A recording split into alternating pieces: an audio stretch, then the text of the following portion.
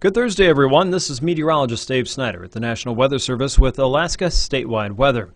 High pressure across the Beaufort Sea at 1,032 millibars is pushing cold and wet air up across the central and eastern Beaufort Sea coast. There are areas of fog and likely some areas of light drizzle or even maybe a few flurries as that's mixing in some colder air toward the Arctic coastline.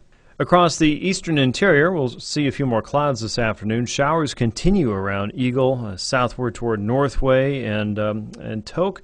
In that area, the clouds have been building up there. Don't be surprised if you run into a few more showers through the evening hours. Most of that, though, is drying up on the other side of the range as you get out closer to the Gulf Coast. Things are fairly nice, and near-record temperatures are being found again across south central, and mild weather continues for parts of southeast.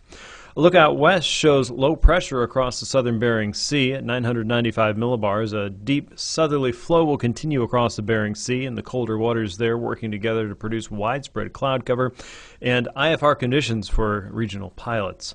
Look for periods of light rain across the Yukon-Kuskokwim Delta all the way from about Dillingham through Bethel and into Norton Sound over St. Lawrence Island.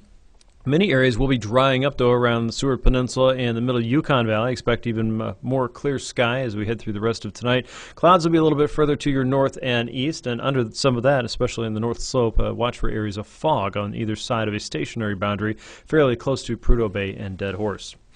Across the western parts of Alaska is where we'll find most of the active weather for your Friday. Periods of rain should continue all the way from the Bering Strait down into Bristol Bay and the central and eastern chain. Look for more of a northwesterly flow to set up around Kiska to Attu as high pressure builds in once again. That will eventually lead to another period of mild and dry weather for many locations across south and western Alaska next week.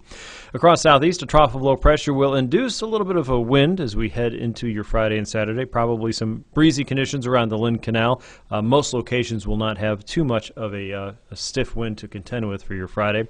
For Saturday, colder air is trying to make its way into the western interior. That'll hover around Norton Sound and the Kotzebue Sound region as we get through the afternoon.